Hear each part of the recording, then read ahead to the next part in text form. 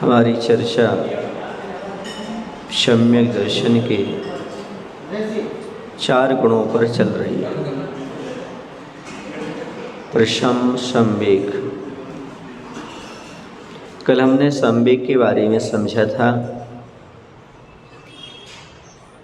कि धर्म और धर्मात्माओं से प्रीति होना,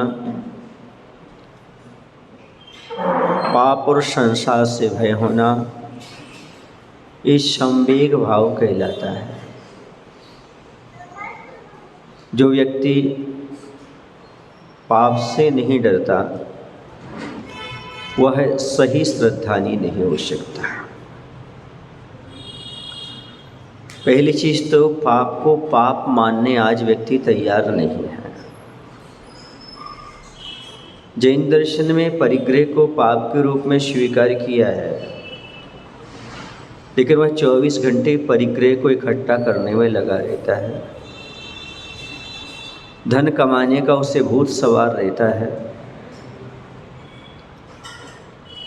धन का सदुपयोग करने का विचार नहीं करता, तो यह परिग्रह में आ जाता है। धन का यदि समय समय पर सदुपयोग करता रहता है तो तत्संबंधी पाप से बचता रहता है। और अधिक परिग्रह बहुत आरंभ करता है तो नरक की ओर जाता है। नरक जाने से हर एक व्यक्ति बचता है, लेकिन जिसके कारण नरक जाते हैं ऐसे पाप कर्मों से बचने का प्रयास नहीं करता। दुख है, संकट है, समस्या है, विपत्तियां हैं, जिस पाप कर्म के कारण आती हैं उस पाप कर्म से बचने का प्रयास नहीं करता। नरक से बचने का प्रयास करने से कभी नरक से नहीं छूटेगा, लेकिन पाप से बच जाएगा तो नरक से छूट जाएगा, कभी नरक नहीं जाएगा। ये विचार उसके मानस में आता नहीं। जो कुछ भी संसार में दुख अभी दिखाई दे रहा है ये सब पाप प्रवृत्तियों के कारण ही दिखाई दे रहा है। धर्म और धर्मात्माओं से प्रेम के कारण जो हुआ वो सुख है। धर्म और धर्मात्मा से जितना प्रेम होता है उतना सुख प्राप्त होता है, और जितना पाप में लीन रहता है उतना दुख मिलता है। जो कुछ आपको सुख दुख मिल रहा है इन दोनों के परिणाम हैं। यदि आप धर्म धर्मात्माओं से प्रेम करने लगेंगे और पाप नहीं करेंगे तो सुख ही मिलेगा। लेकिन दोनों कर लेते, पाप भी कर लेते, पाप से डरते नहीं लगता, धर्मात्माओं से धर्म से प्रेम भी कर लेते, तो बराबर बन जाता है। दुख से मुक्ति का उपाय यही है। धर्म और धर्मात्माओं से तो आपको अनुराग रखना है, लेकिन पाप से बचने का प्रयास करना है। बहुत कम लोग पाप से नहीं डरते, तो कानून से डरते हैं या समाज से डरते हैं। समाज में ऐसा हो जाएगा, यहाँ ऐसा कानून ऐसा कर देगा, पाप से भयभीत नहीं है आदमी। सुन रहे हैं आप लोग? यदि डॉक्टर उसे डरा दे कि तुम्हें ये चीज़ नहीं खाना, फिर नहीं खाएगा। महाराज कहें ये चीज़ नहीं खाना, इसमें जीव हिंसा होती है, नहीं सुनेगा। मौत का भय उसे अवक्ष पदार्थ से छुड़ा रहा है, पाप का भय नहीं छुड़ा रहा है। पाप के भय से जो त्याग करते हैं वो सम्यक दृष्टि है। और जो मौत के भय से फिर भी जीव मौत के भय से, रोग के भय से अवक्ष नहीं खाता। यदि डॉक्टर कह दे तो छोड़ देंगे, कुछ लोग तो डॉक्टर के कहने पर भी नहीं छोड़ते। अति गृध्यता रहती है। संवेग भाव यही है, अपने प्रति संवेदक हो जाओ, अपने प्रति जागृत हो जाओ। संवेग भाव यही कहता है।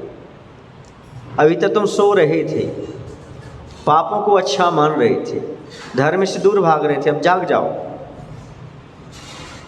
पाप से दूर हटो, धर्म और धर्मात्माओं के नज़दीक पहुँचो। ये जो सिखाता है इसी का नाम संवेग भाव है। अब अगला आता है अनुकंपा। अनुकंपा की परिभाषाएं अपने अपने हिसाब से हैं, लेकिन सबका उद्देश्य यही है, सर्व प्राणीषु मैत्री अनुकंपा। सभी प्राणियों के प्रति मैत्री भाव रखना सो अनुकंपा है।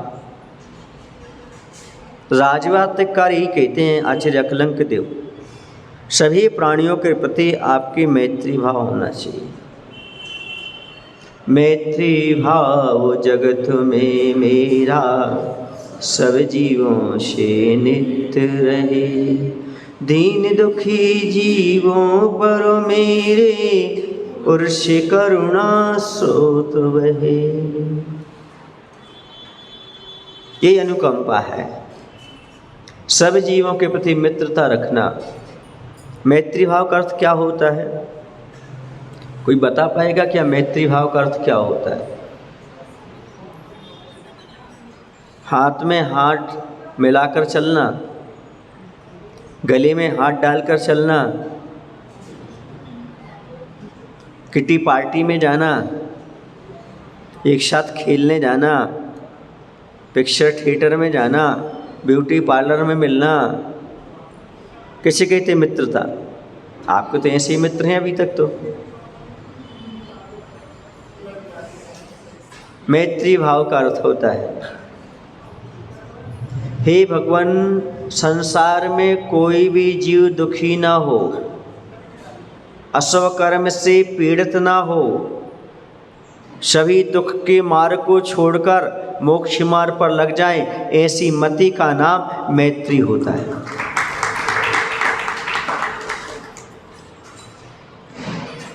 सागर धर्मामृत में पंडित आशाधर जी ने लिखा कि मैत्री किसे कहते हैं, तो उन्हें इसी बात को खोला कि संसार में कोई जीव दुखी ना हो, अशुभ कर्म सबके टलें, सभी श्रेयस मार्ग पर लगें, धर्म मार्ग पर, ऐसी मति, ऐसी भावना का नाम मैत्री है। सर्वे भवन्तु सुखिनः, सर्वे भवन्तु निरामया, सर्वे भद्राणि पश्यन्तु, मां कश्चित् दुःख भाग् भवेत्। इसी का नाम क्या कहा? एक मैत्री है। आचार्य और अन्य ग्रंथों में लिखते हैं, जैसे सर्वासिद्धि ग्रंथ में लिखा, दयाद्र चित्र होकर के दूसरे के दुख को, दूसरे की पीड़ा को अपनी पीड़ा के रूप में महसूस करना, अनुभव करना, इसका नाम अनुकंपा है। दूसरे प्राणी के दुख को देखकर अपने अंदर दुख उत्पन्न हो जाना, यह है अनुकंपा। हमें तो दूसरे को दुख पहुंचा के आनंद आता है, पड़ोसी को सुखी देख करके दुख होता है। अनुकंपा कहाँ से आएगी? दूसरे के दुख को देखकर कभी अपने अंदर दुख उत्पन्न हुआ है क्या कि दूसरे के सुख को देखकर हमें दुख उत्पन्न हुआ है? ये तो कई बार हुआ, ऐसा अनंत बार हुआ हमारे साथ अनादिकाल से कि दूसरे को सुखी देख करके हमें दुख उत्पन्न हुआ है और हमारा सुख गायब हो गया। जब तक हमारा मकान 2 मंजिल का था, सामने वाले का मकान 1 का ही था, तब तक सुख हो रहा था, और उसका 3 मंजिल का हो गया, हमारा 2 का ज्यों का त्यों है। दुख होगा कि सुख होगा?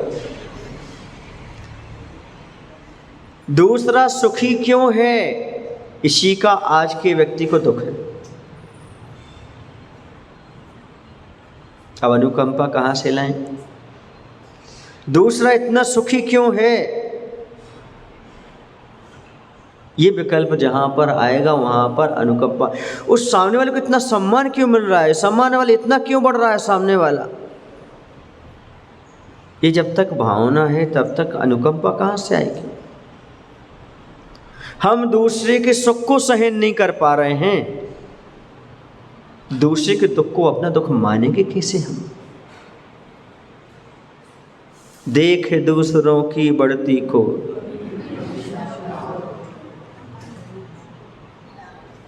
गुणी जनों को देख हृदय में, मेरे कोप उमड़ आवे, बने जहाँ तक इनकी निंदा, करके यह मन सुख पावे। मैं मेरी भावना नहीं सुना रहा, तेरी भावना सुना रहा। गुणी जनों को देख हृदय में, मेरे क्रोध उमड़ आवे, बने जहाँ तक उनकी निंदा, करके यह मन सुख पावे। मन से पूछो, युगल किशोर से मत पूछो,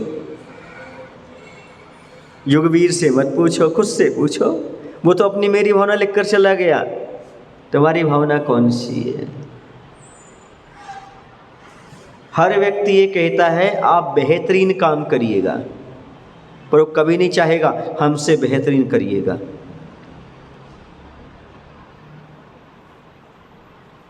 आए समझ में। हम दूसरे के दुख को सहन नहीं कर पा रहे हैं, सुख को, उसके दुख में दुखी कैसे होंगे। हम दूसरे के सुख को सहन नहीं कर पाते, इसका अर्थ है हम दूसरे को दुख देना चाहते हैं। सीधी सी बात है। यदि हम दूसरे को सुखी देखना चाहते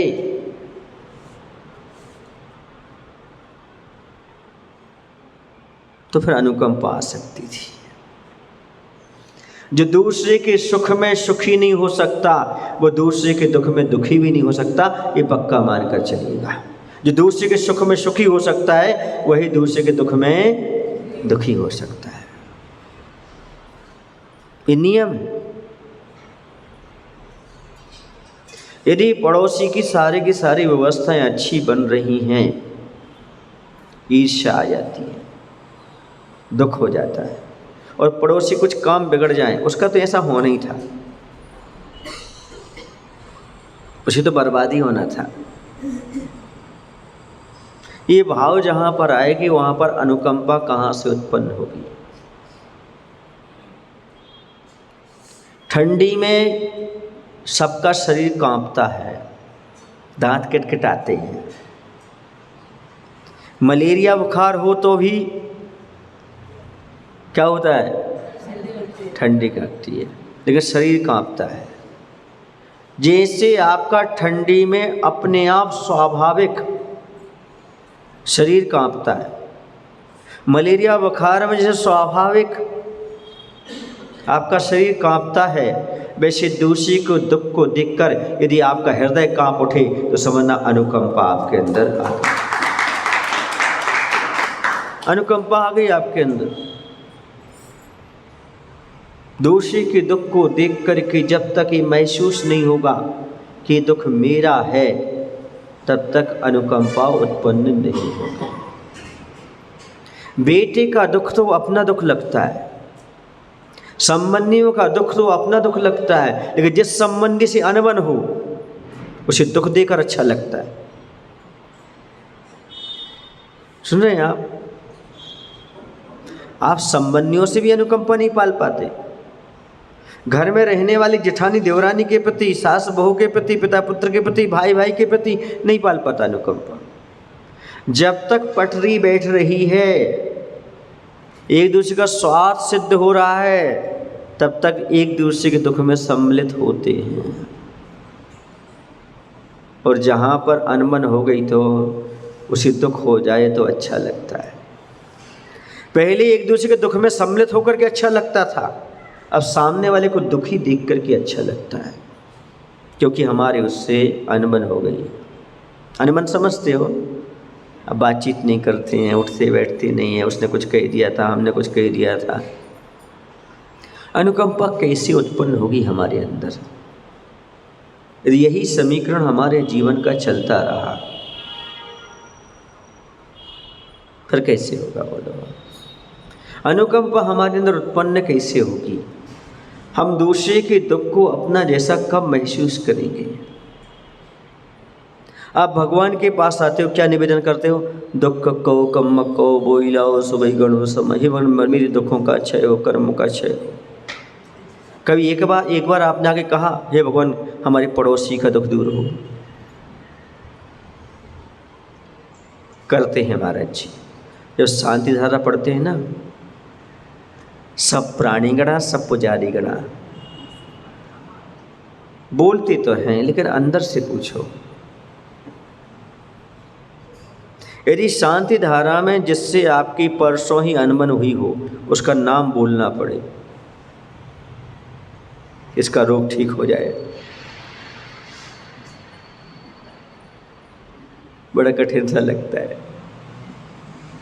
यदि किसी ने आपके 10-20 हज़ार का लॉस कर दिया हो, खा गया हो, आपके पैसे ना दे रहा हो, उसके प्रति सद्भावना के लिए बोला जाए,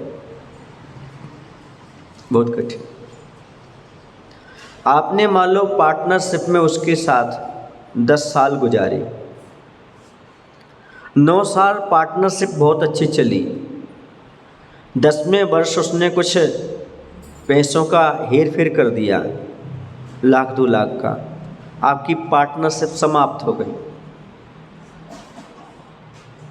लेकिन यदि कोई तीसरा व्यक्ति आपसे फ़ोन करके पूछता है, भाई आपके पार्टनर से मैं पार्टनरशिप करना चाहता हूँ, वो कैसा है? आपका जवाब क्या होगा? बोलो ना। नकारात्मक रहेगा। 9 साल तक जो आपके साथ सकारात्मक रहा, वो कहाँ गया?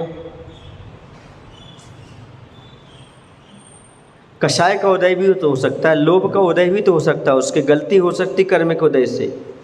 क्या आप क्षमा कर पाए उस चीज़ को? जीवन में कर पाएंगे क्या क्षमा? अनुकंपा कैसी फिर? दया के भाव कैसे फिर? सम्यक दृष्टि कैसी फिर?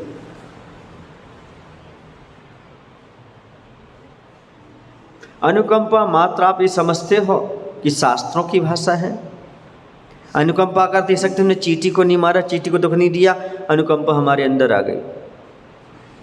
हमने छान कर पानी पी लिया तो अनुकंपा आ गई। इतना मत मानते हैं ना आप अनुकंपा, चाहे व्यवहार में कैसा भी आप आचरण करते रहे, इसे अनुकंपा नहीं कहा। सर्व प्राणियों के प्रति, सर्व प्राणीषु मैत्री, सभी प्राणियों के प्रति मित्रता का भाव, सभी प्राणियों के प्रति करुणा का भाव। ऐसा नहीं है कि दुश्मन को छोड़ दो बाकी सब प्राणी प्राणी में आ जाएंगे, उसे तो पहले लेकर के चलो आप। आज हमें बड़ा दुख लगता है जब किसी के माता पिता वृद्धाश्रम चले जाते हैं या अकेले रह करके भोजन पानी करते हैं, तब बड़ा दुख लगता है। ये कैसी सम्यक दृष्टि है? इनकी अनुकंपा कहाँ गई? इनके माता पिता स्वयं अलग रह करके और भोजन पानी बना रहे हैं, क्या इनकी पत्नी और ये क्या भोजन पानी नहीं करा सकते माता पिता को? जिन्होंने बचपन में 2.5 साल तक स्तनपान कराया, आंचल से लगा करके रखा, 9 महीने पेट में रखा, उस माता पिता को ही भोजन बनाकर नहीं खिला सकते? अनुकंपा कहाँ है आपकी? दूसरी को दुख, वो बस पत्नी से नहीं बनती इसलिए अलग हो गए वो। अनुकंपा कैसे समझाएं आपको? धर्म ध्यान कैसे कराएं आपको? दूसरे प्राणी तो छोड़ ही दो आप, जिनका आपके जीवन में उपकार है, क्या उन प्राणियों के प्रति अनुकंपा जागृत होती है क्या? जिस भाई ने आपकी मदद की हो, जिस माँ ने आपका सब कुछ किया हो, जिस पिता ने आपको सब कुछ दिया हो, उनके प्रति कभी कभी आप संवेदनहीन हो जाते हैं, तब प्रश्न चिन्ह खड़ा हो जाता है, अनुकंपा किसे कहते हैं? मैं कई बार कहता हूँ, कुछ लोग होते ना 4 संस्थाओं के मेंबर रहते। कितनी संस्थाओं के मतलब मेंबर का समझते हो? समाज सेवी। और उनके घर में देखो तो माँ अलग भोजन बना रही, मैं कहता हूँ तो समाज के कोई भी क्लब के मेंबर मत बनो, संस्था के, परिवार के मेंबर बनो, पहले माता पिता की सेवा करो, तब अनुकंपा उत्पन्न। आ रहा आपको समझ में कुछ? मात्र नाम के लिए हम संस्था के मेंबर हैं, ये तो तुम अपने साथ मायाचारी कर रहे हो। एक बार किसी ने हमारे सामने प्रश्न रखा था, कोई न्यूज़ चैनल वाला आया था, भोपाल में शायद कहीं आया था, उसने एक प्रश्न रखा था कि समाज का अध्यक्ष किसे बनना चाहिए। मैंने उससे कहा जो 4 भाई 5 भाई एक साथ रहते हों और कभी झगड़ते ना हों, ऐसे उसके बड़े भाई को समाज का अध्यक्ष बनाना चाहिए। जो परिवार का मेंबर नहीं बन पाया, वो समाज का मेंबर क्या बनेगा? भाई भाई से जलता है, अनमन रखता है, वो समाज की व्यवस्था को कैसे समझ पाएगा? एक बार एक व्यक्ति एक कंपनी में इंटरव्यू देने के लिए गया। जैसे वह इंटर कर रहा था तो पहले ही कक्ष में बहुत सारे कागज फैले पड़े थे और सामने दूसरे कक्ष में वो इंटरव्यू लेने वाला बैठा हुआ था। एक लड़का अंदर प्रवेश किया इंटरव्यू देने के लिए, सीधा उनके पास पहुंच गया। किनके पास? उन्होंने कहा बैठो अभी। बोले मेरे पास एक डिग्री है। डिग्री? बोले बैठो अभी। दूसरा गया, उसे सबसे पहले जो बिखरे हुए कागज़ थे ना ज़मीन पर, वो सारे उठा करके और व्यवस्थित रख दिए और आगे बढ़ा। उसने कहा हमारे पास एक डिग्री, बैठ जाओ तुम, तो बैठ जाओ बैठ जाओ, तुम्हारे लिए नौकरी दे दी हमने, तुम्हारा इंटरव्यू हो गया। जो कंपनी में पड़े हुए 4 कागज़ को व्यवस्थित नहीं कर सकता, वो 4 कारखानों को क्या व्यवस्थित करेगा? जो घर में अनुकंपा का पालन नहीं कर सकता, वो सब जीवों पर अनुकंपा का पालन कैसे करेगा? ये प्रश्न चिन्ह खड़ा हो जाता है, प्रश्न चिन्ह लग जाता है। हम सब प्राणियों के प्रति अनुकंपा कैसे रख पाते हैं? 4 समीकरण आपके सामने रख रहा हूँ, 3 रख रहा हूँ। 3 में आप पास होते हैं तो ठीक है, नहीं होते तो आप जाने। पहला, क्या आप किसी को जानबूझकर कष्ट नहीं पहुंचाते?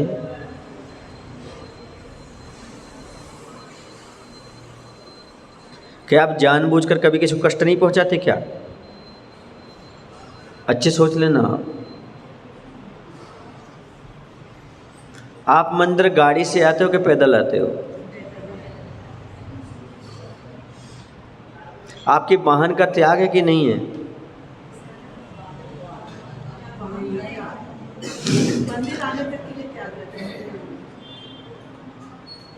आप जब वाहन में बैठते हो तब सीट को उठाकर देखते हो, वाहन को चलाने से पहले नीचे, चाक के नीचे देखते हो। ये जानबूझ करके क्या कष्ट नहीं देना चाहते आप जीव को?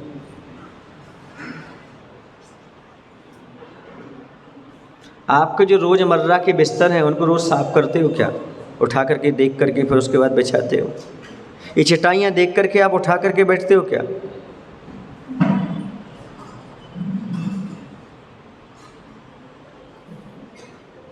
हमारे साथ भोजन करते हो क्या?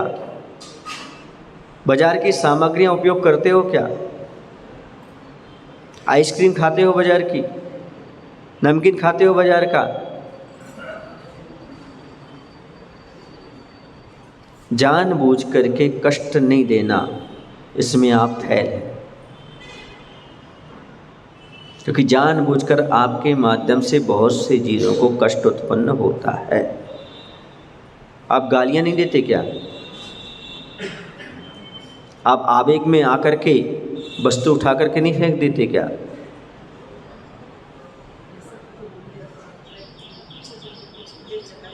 दो 4 साल से यदि आप सुधर गए तो इसका अर्थ ये मत समझो आप सुधरे हो।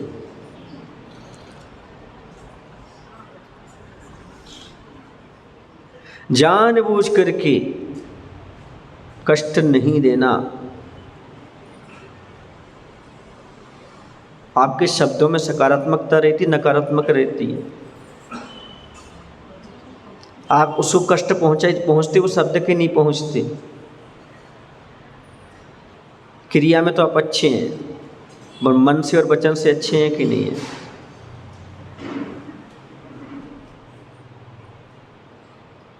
जानबूझ करके कष्ट नहीं पहुंचाना, पहला समीकरण। दूसरा, दुखी व्यक्ति को, कष्ट में पड़े व्यक्ति को देख करके दुखी होना। दूसरा समीकरण, दूसरे को दुखी देख करके दुखी होना। कितने लोग हैं जो दूसरे को दुखी देख करके दुखी होते हैं?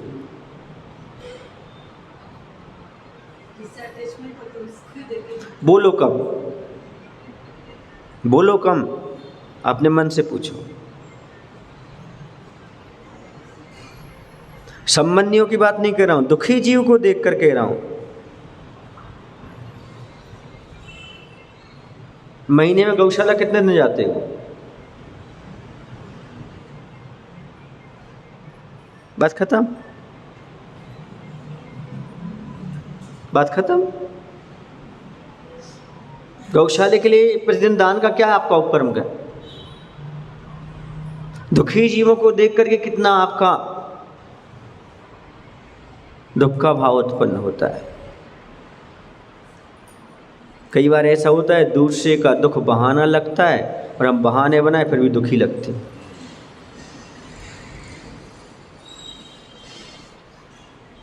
नौकर से उतना ही काम लेते कि ज़्यादा काम लेते हैं।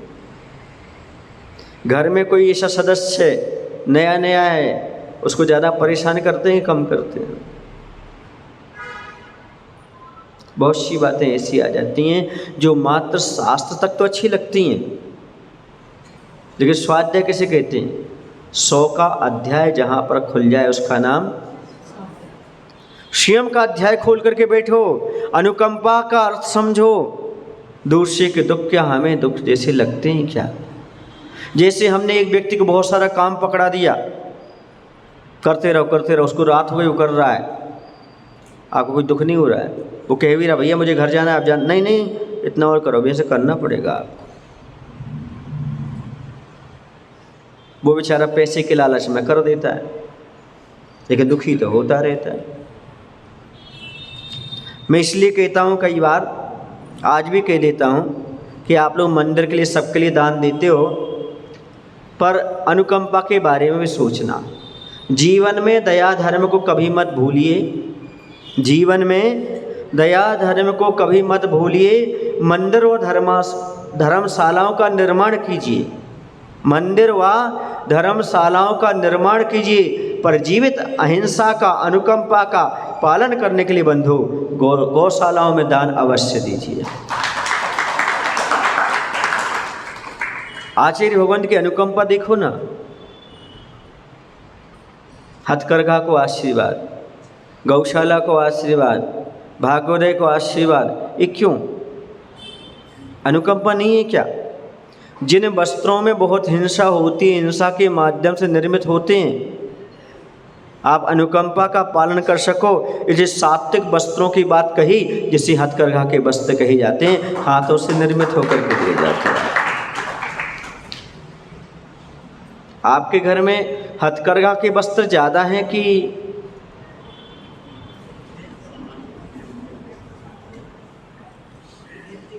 सात्विक वस्त्र ज़्यादा हैं कि चमक धमक वाले ज़्यादा हैं? अनुकंपा का समीकरण लगा रहा हूँ, बुरा नहीं मानना। आपका स्वाध्याय कर रहा हूँ, स्वयं का अध्याय खोल करके दिखा रहा हूँ कि आखिरकार आपको क्या पसंद है। हथकरघा के वस्त्रों में चमक धमक ज़्यादा नहीं है, लेकिन अनुकंपा पलती है, दया पलती है। इन वस्त्रों में चमक धमक ज़्यादा है, लेकिन दया अनुकंपा नहीं पलती। किसकी ओर ध्यान है? आप सम्यक दृष्टि हैं। मैंने 4 पंक्तियां हथकरघा पर लिखी थी। सक्रिय दया धर्म का पालन कीजिए, निष्क्रिय नहीं, जो शास्त्रों में रहती वो वाली नहीं, सक्रिय। सक्रिय दया धर्म का पालन कीजिए, अहिंसा का पालन हो सके ऐसा काम कीजिए। अनर्गल हिंसा से बचना चाहते हो बंधु, हथकरघा के वस्त्रों का उपयोग कीजिए। हथकरघा के वस्त्रों का, आपके सामने हथकरघा लगा हुआ है, ये तो आपके पुण्य का उदय है कि 1000 किलोमीटर से चल करके वो आपके लिए अहिंसा धर्म का प्रचार प्रसार करने के लिए आपके सामने आए। उनका सम्मान कीजिएगा। सम्मान क्या है उनका? टीका लगा देना। यदि वो सामान लेकर आए तो उसको आप उपयोग करिएगा, तब आपकी सक्रिय दया होगी। कितने लोगों ने जो हथकरघा का सामान खरीदा नहीं यहाँ से, आप खरीद लेना, आप खरीद लेना। क्यों? क्योंकि सामने वाले जैसे अपने मन कोई चीज़ मिलती है तो अपन वो चीज़ खरीद लेते हैं, प्रॉफिट दिखाई देता है। लेकिन धर्म के क्षेत्र में प्रॉफिट दिखाई देता है, उसे क्यों चूकते हो? जहाँ पर दया धर्म अपना अच्छे से पल रहा हो, ऐसी वस्तु मिल रही हो, उसे अच्छे से खरीद लेना चाहिए, क्योंकि दया और अनुकंपा इसी का नाम। महाराज जी अधिक हो जाएंगे, परिग्रह कहलाएंगे। जो 50 जोड़ी रखी वो परिग्रह नहीं कहलाएंगे क्या? उनको अलग कर दो। आपको मालूम है हर महीने 2-4 तो खरीदने ही पड़ते, खरीदते ही हैं आप।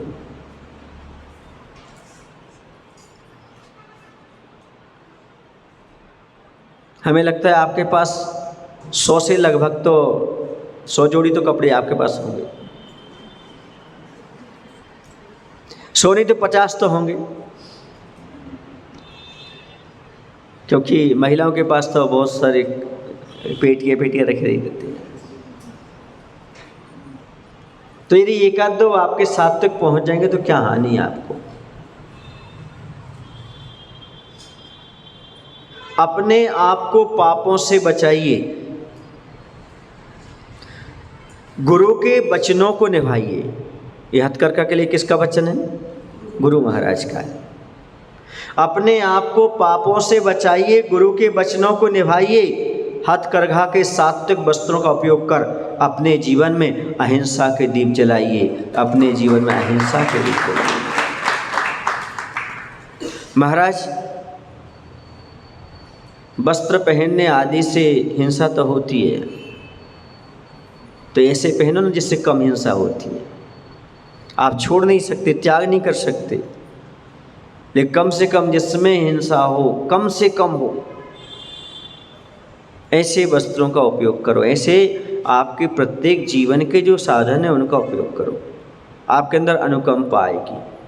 पहला समीकरण था जानबूझकर किसी को कष्ट नहीं पहुंचाना।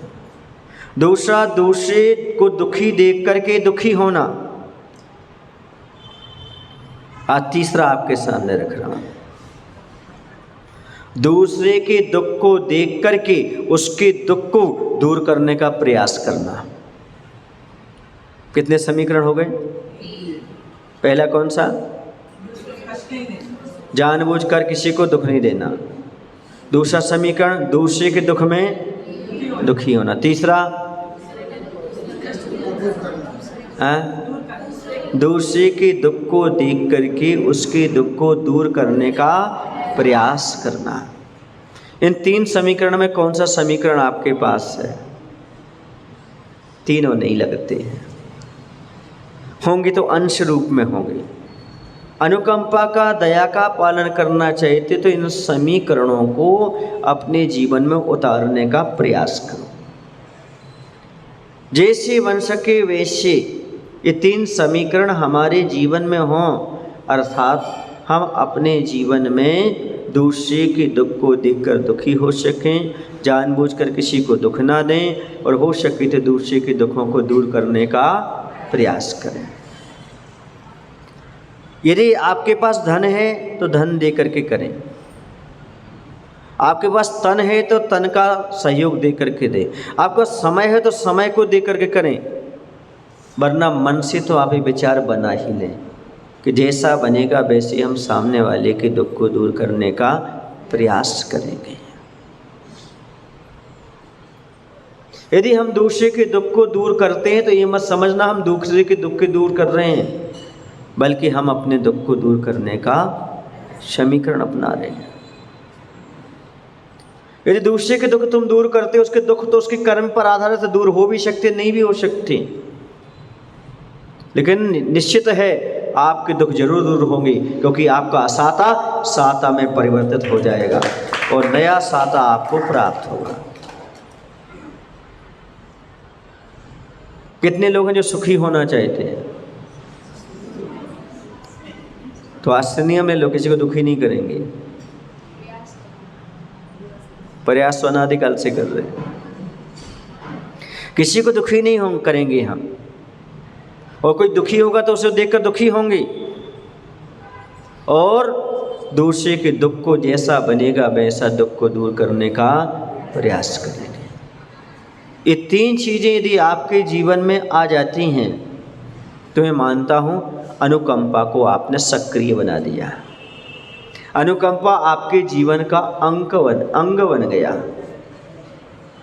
अनुकंपा एक प्रकार की कृपा भी है, अनुग्रह भी, उपकार भी है, क्योंकि उपकार के भाव जब तक नहीं आते तब तक दूसरे की पीड़ा को दूर करने के भाव नहीं आते। परोपकाराय पुण्याय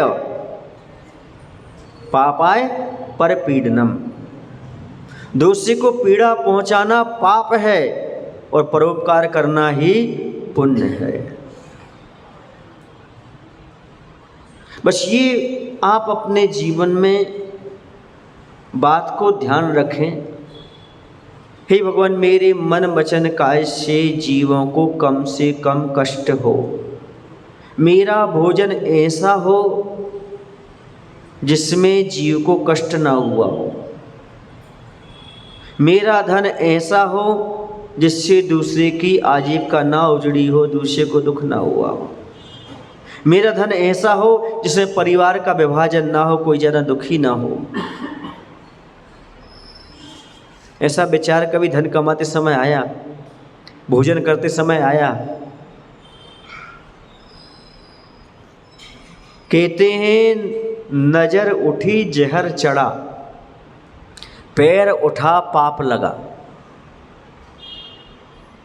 यदि आपने नज़र उठा करके देखा तो सामने व्यक्ति दिखेगा या वस्तु दिखेगी, या तो अच्छी लगेगी या बुरी लगेगी, या तो राग होगा या द्वेष होगा, तो जहर चढ़ गया राग द्वेष का। नज़र उठी जहर चढ़ा, पैर उठा पाप लगा। आपने पैर उठाया नहीं और दूसरे के रखने का भाव किया, वहाँ पर आपने सूक्ष्मता से देखा ही नहीं। अनुकंपा का पालन करने के लिए, अनुकंपा हमारे अंदर आ सके, पहले दूसरे के दुख को देखने का प्रयास करो, दुखी होने का प्रयास करो, क्योंकि अपने दुख के लिए रोना तो आर्त ध्यान कहलाता है। ये आंसू बहुत सहज हैं, हर किसी की आंखों से आ जाते हैं, लेकिन आचार्य कहते हैं पीड़ा चिंतन नाम का आर्त ध्यान है, इससे तो आपके लिए त्रेंचायु या नरकायु मिलने वाली है, कोई प्रॉफिट नहीं है। ये तो हर कोई रो लेता है, बच्चा भी रो लेता है, बूढ़ा भी रो लेता है, जवान भी रो लेता है अपने दुख आने पर, पापी भी रो लेता है, सब रो लेते हैं। अपने ऊपर दुख आया, अपने को पीड़ा हुई तो किसके आंसू नहीं आ जाते? पर ये कर बंद कराने वाले हैं, दुर्गति में ले जाने वाले हैं। वहीं पर आचार्य कहते हैं यदि दूसरे के दुख को देख करके तुम्हारी आंखों में आंसू आ गए तो ये अपाय विचय नाम का धर्म ध्यान हो गया, ये तुम्हें स्वर्ग और मोक्ष का सोपान दिला रहा है। आंसू तो आंसू हैं, उन्हें कौन पहचाने? जैसे सुख में आते वैसे दुख में आते, कुछ आंसू तो सुख में भी आ जाते हैं। अति उत्साह, अति खुशी होती है तो यदि आचस्य का पड़गहन मिल जाए तो आंखों से आए समझ में। आंसुओं का भी बहुत महत्व है।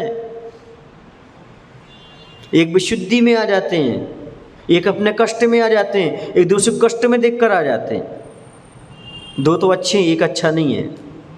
अपने कष्ट में आने वाला बिल्कुल अच्छा नहीं है, वही सबसे ज़्यादा आते हैं, ये सबसे ज़्यादा आते हैं।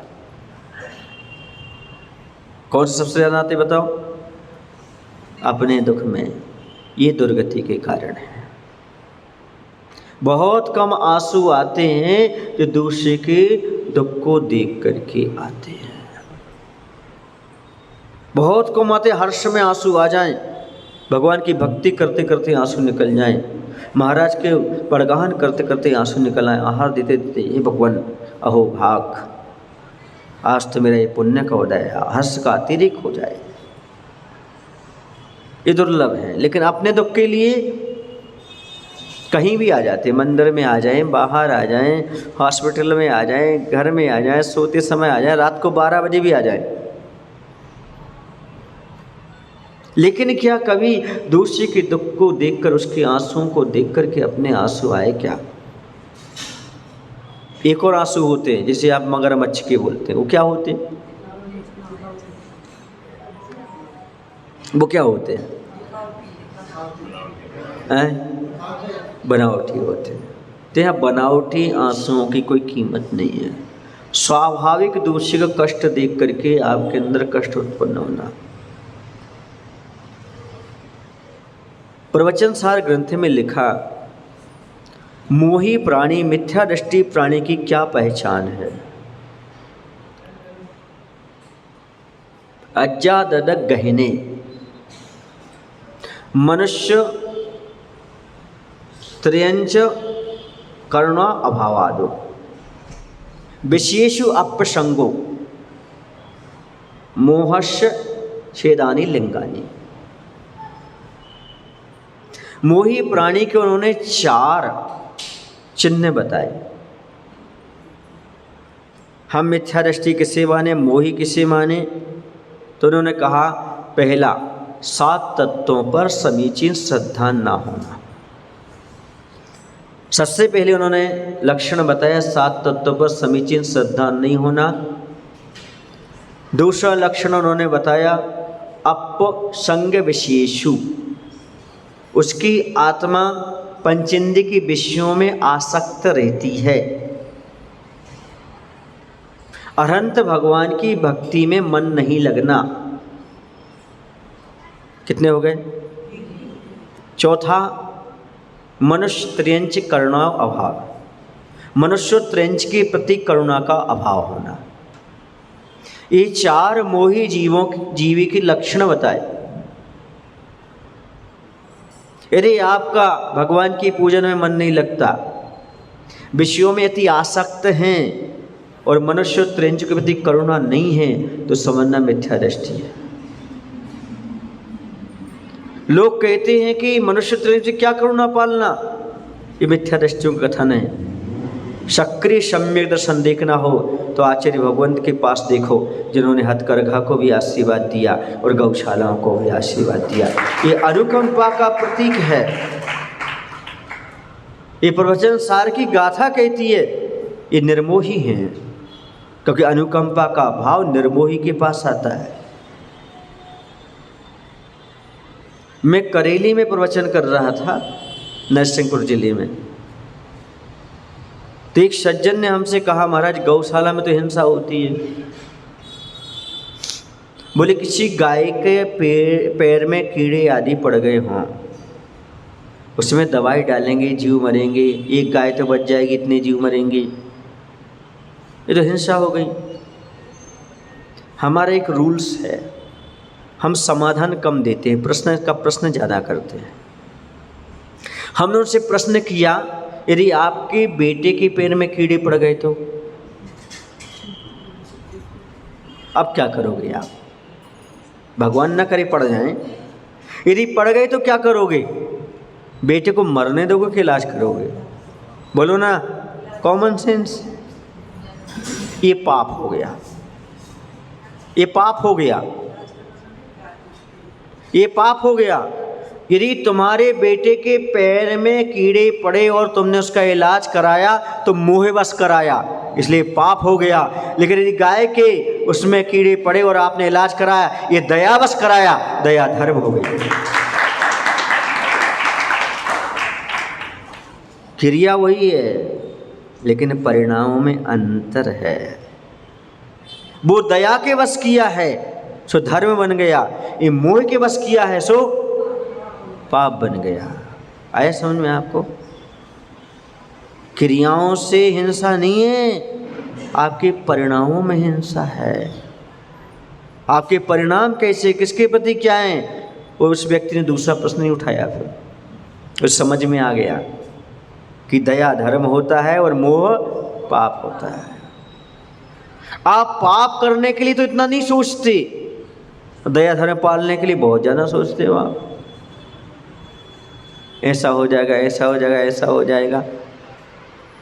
शादी विवाह में खर्च करने का भी प्रश्न नहीं उठाते। अरे ये मंच बना रहे हो शादियों की, पैसा क्यों खर्च कर रहे हो, ये तो पंचखड़ा कर रहे हो, इतना पैसा क्यों खर्च कर रहे हो, इतना विधान कर रहे हो, सब आडंबर करने की क्या जरूरत है। पाप की क्रियाओं में आडंबर नहीं लगता आदमी को। कहाँ आडंबर लगता है? धर्म के क्षेत्र में लगता है। यहाँ बहुत बड़ी अहिंसा दिखाने लगता है, बहुत बड़ी दया दिखाने लगता है। घर में 4 गैस जलते हैं, यहाँ एक दीपक को मना कर देता है, दीपक का चला, हिंसा हो जाती है। एक सज्जन ने हमसे प्रश्न किया, महाराज जी अपन तो अनुकंपा दया पालने वाले हैं, मंदिर में आरती की क्या जरूरत है। हमने कहा बहुत अच्छी बात, मैं इसी का समर्थन करता हूँ। मंदिर में मैं कभी आरती नहीं करता, मैं इसी का समर्थन करता हूँ, क्योंकि मैं घर में गैस नहीं जलाता, धर्मशाला में गैस नहीं जलाता। आप घर में गैस जलाना बंद कर दो, यहाँ आरती हम तो उसे बंद करवा देंगे। मैं तो यही चाहता हूँ, जितनी चाहो उतनी अहिंसा पालो ना तुम। मैं तो मुनि हूँ, मैं आरती नहीं छूता, जलाने की बात तो छोड़ दो, क्योंकि मुझे पता है अहिंसा का पालन करना मुझे मंदिर में। पर गैस भी नहीं जलाता, लाइट भी नहीं जलाता। पाप की क्रियाओं में आपको हिंसा नहीं दिख रही, मंदिर में हिंसा दिख रही, इसी का नाम तो कायरता है। यही तो विपरीत श्रद्धा है। कहाँ से समझाएं आपको, किस रूप में समझाएं आपको? हाँ, आरती विवेक से होना चाहिए, ये आपको भी मैं कहूँगा। उतना ही घी डालें उसमें जो आरती करने के बाद समाप्त हो जाए, उसमें और जीव आकर आदि गिरे ना, मरे ना, उससे बचने का प्रयास करें। पर आरती का ही निषेध कर दें, ये गलत है। महाराज जी हमने तो ये सुना था, अन्य क्षेत्रे कृतं पापम धर्म क्षेत्रे विनश्यति, धर्म क्षेत्रे कृतं पापम वज्रलेपो भविष्यति। आप ही लोग तो कहते हैं घर में पाप करो तो मंदिर में धो लो, अब मंदिर में करें तो कहाँ धोएंगे। ये पाप की क्रिया नहीं है, ये दीपक जलाना पाप की क्रिया नहीं है, केवल ज्ञान की द्योतक है, इसलिए हम उसके लिए प्रज्वलित करते हैं। अभिषेक, ओ हो, पानी लेके आओ, गरम करो, ये सब जमता सा नहीं महाराज जी। तत्व ज्ञान की बात करो आप तो, तत्व चर्चा की बात करो आप तो। एक तो अनुकंपा की बात करते हो, दया की बात करो, और फिर वो पानी और ऐसा फिर अभिषेक करो, फिर वो गंधोदक कहाँ जा रहा है, क्या जा रहा है। बिल्कुल सही कह रहे हैं आप, इसलिए मैं अभिषेक नहीं करता। इसलिए मैं कभी देखा मैं आपको अभिषेक करता हुआ दिखाया? बोलो ना, कहीं पानी गर्म करते दिखा? बिल्कुल नहीं करता। लेकिन मैं नहाने के लिए भी गर्म नहीं करता, मैं नाली में भी पानी नहीं ले जाता। मैं यही तो कह रहा हूँ, या तो मुनि बनो या फिर श्रावक बनो। और क्या कह रहा हूँ, तीसरा ऑप्शन नहीं है आपके पास। जो शॉर्टकट निकाल रहा, शॉर्टकट, वो कोई धर्म नहीं है। या तो श्रावक बनो या फिर इतनी आपको दया पालना है, इतनी अनुकंपा की बात करना है तो क्या बनो, फिर मुनि बनो। वरना जो श्रावक की क्रिया उनको अच्छे से करो। तीसरा धर्म नहीं जो बीच का आपने निकाल लिया, शॉर्टकट मार्ग, ये कोई मार्ग नहीं है महाराज। तो दोस्तों लगता है, हल्हा लगता है, बिल्कुल लगता है। उन्होंने लिखा है समंत भद्र महाराज ने वासुदेव भगवान की स्तुति करते हुए, न पूज्यार्थस्तैवी तेरागे न निंदयानाथ वांत वैदि तथापि ते पुण्य गुणस्पृशन्ना पुनः तो चित्तम पूज्यम जिनम सावध। हाँ, पूज्यम जिनम सावध लेशु बहुपुण्य रासौ दोषाय नालम कनिका विशेष्य न दूषिका शीत से बाम्बू रासौ। यदि आप बहुत सारी पुण्य राशि इकट्ठी हो रही है और थोड़ा सा यदि आपको सावध हो जाए, थोड़ा सा दोष लग जाए, थोड़ी सी हिंसा हो जाए, वो क्षम्य है। कैसे? दोषाय नालम कनिका विशेष्य न दूषिकाशी शिवामुरसौ। एकमात्र जहल की कणिका समुद्र में गिर जाए तो समुद्र का कुछ भी गड़बड़ नहीं होता, उसमें बहुत सारी पानी की राशि है, उसमें सब विलीन हो जाती है। वैसे यदि आप पूजन करने के लिए थोड़ा सा सावध हो रहा है, पानी गर्म करना, छानना, द्रव धोना, तो ये सब समुद्र में एक जहर की कणिका के समान है, जो आपको कोई नुकसानदायक नहीं है। समझ रहे ना? तो विवेक के साथ करो पूजन। आप अभिषेक भी करो तो थोड़े पानी से करो। किससे करो? बहुत ज़्यादा पानी नहीं। दीपक जला थोड़ा, अखंड ज्योति मत जला करके रखो जिसमें जीव आ रहा है वो आ रहा है, ऐसा मत करो। थोड़ा अपने विवेक के साथ भी तो हम काम कर सकते हैं, पर क्रिया का निषेध कर दो फिर तो महाराज बनो। यदि आपको यहाँ क्रियाओं का निषेध करना है तो मेरी बाजू में बैठो, वहाँ बैठने लायक नहीं हो तुम, बहुत बड़े हो तुम, बहुत अच्छे हो, यहाँ आकर के बैठो, लेकिन सब उतार के बैठो। लेकिन यदि सावक हो तो सावक की क्रियाओं से जी चुराओगे तो गड़बड़ हो जाएगा। अब मैं वो श्लोक नहीं इसलिए नहीं बोल रहा हूँ क्योंकि श्लोक बोलता तो प्रमाणिक हो जाता, श्लोक याद नहीं आ रहा, उसका भावार्थ याद आ रहा है। आप कहो तो बोल दूँ, बुरा तो नहीं लगेगा? कौन जवाबदारी लेगा कि बुरा नहीं मानूंगा मैं? अध्यक्ष है कोई है यहाँ पर? महाराज जी आपकी बात का कोई बुरा नहीं मानेगा, पहले जवाबदारी लो। बुरा तो नहीं मानोगे? सुनो, एक श्लोक आता है,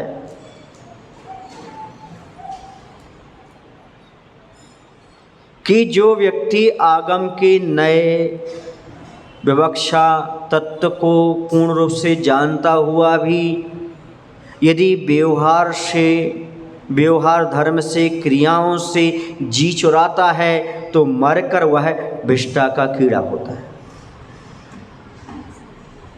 बुरा तो नहीं लगा? क्या लिखा उसमें? जैन दर्शन का पूरे नए का तत्व का ज्ञान करने के बावजूद भी जो व्यक्ति व्यवहार क्रियाओं से अपना जी चुराता है, करना नहीं चाहता, वह क्या बनता है? विष्ठा का कीड़ा बनता है। ऐसा श्लोक में लिखा हुआ है, संस्कृत श्लोक है। अब आप सोच लो, आप तत्वज्ञानी हैं, आप पढ़े लिखे हैं, आप आगम जानते हैं, लेकिन आप क्रियाओं से यदि जी चुराएंगे, पूजन से जी चुरा रहे हैं, अभिषेक से जी चुरा रहे हैं, और जो इससे दूर हट रहे हैं, नहीं इससे क्या रखा, इसमें क्या रखा, समझ लो आप व्यवहार क्रियाओं को लोप कर रहे हैं। और इसको आप लोप कर देंगे तो क्या बनेंगे आगे चल करके? मैं बद्दुआ नहीं दे रहा हूँ, वो श्लोक मेरे पास लिखा हुआ है, आप चाहें तो प्रमाण सहित आपको पढ़ा सकता हूँ। तब लगा कि आज का व्यक्ति क्या कर रहा है, समझ ही नहीं रहा है कि हमें क्रियाओं भी करने की आवश्यकता है। इसलिए कोई भी क्रिया से हमें क्या नहीं करना, पीछे नहीं हटना, पर विवेक के साथ करना। किसके साथ करना? विवेक के साथ। समझो, जिसमें स्वयं को लग रहा है कि इसमें ज़्यादा हिंसा हो रही है, उससे बचने का आप प्रयास करो, लेकिन मूल क्रिया को मत छोड़ो। मूल क्रिया में कोई समझौता करने का प्रयास नहीं करना चाहिए। आप अनुकंपा का पालन करते हैं, अच्छी बात है, करिएगा, लेकिन आप अनुकंपा का पालन जो आपका घर में है, परिवार में, समाज में है, वहाँ भी करने का प्रयास करिए। मात्र मंदिर में ही मत दिखाइए कि मैं अहिंसा का पालन करता हूँ, मैं दया का पालन करता हूँ। मैं तो कहता हूँ मंदिर से ज़्यादा कहाँ दिखावा? बाजार में, घर में, परिवार में, क्योंकि धर्म मंदिर में सीखा जाता है, धर्म का पालन तो मंडी में, घर में, बाजार में किया जाता है, तभी तो धर्मात्मा माना जाता है। तो अनुकंपा का अर्थ आप समझ गए, दयाद्र चित्त होने वाले, दया से भरे हुए हृदय वाला व्यक्ति जो दूसरे की पीड़ा को अपनी पीड़ा समझता है, उसी का नाम अनुकंपा है। अनु माने उसके अनुसार, कंपित माने कंपित हो जाना। जैसे वह दुख से कांप रहा है, वैसे दुख से आप भी कांपने लगें तो समझना इसे अनुकंपा कहते हैं। सामने वाले के दुख को अपना दुख जैसा महसूस करने लगें, इसे कहते हैं अनुकंपा। समझ गए? ये अनुकंपा यदि हमारे अंदर आती है तो निश्चित रूप से हम सम्यक दर्शन की ओर हैं, सम्यक दर्शन हमारे पास है, वरना हमारी पुस्तकों की बातें रह जाती, ग्रंथों की बातें रह जाती, अंदर कोई अमल नहीं हो पाता है। तो अनुकंपा को अपने जीवन में धारण करें। बोले महावीर भगवान की, आचार्य गुरुदेव भगवान श्री विद्यासागर जी महाराज की। हे प्रभु, हम सभी को इतनी शक्ति, इतनी बुद्धि देने की कृपा करो ताकि हम जानबूझकर किसी को कष्ट ना पहुँचाएं, दूसरे के दुख को देखकर दुखी हो सकें, दूसरे के दुख को देखकर उसके दुख को दूर करने का प्रयास कर सकें। नमोस्तु भगवान। हथकरघा का हमने जो बोला है उसका ध्यान रखना। हाँ, सक्रिय सम्यक दर्शन। जावाणी के जानते सोझे लोकालो, सोवाणी मस्तक धरो। हे जिनवाणी भारती मातो जपो दिन रे, जो तेरो शरणा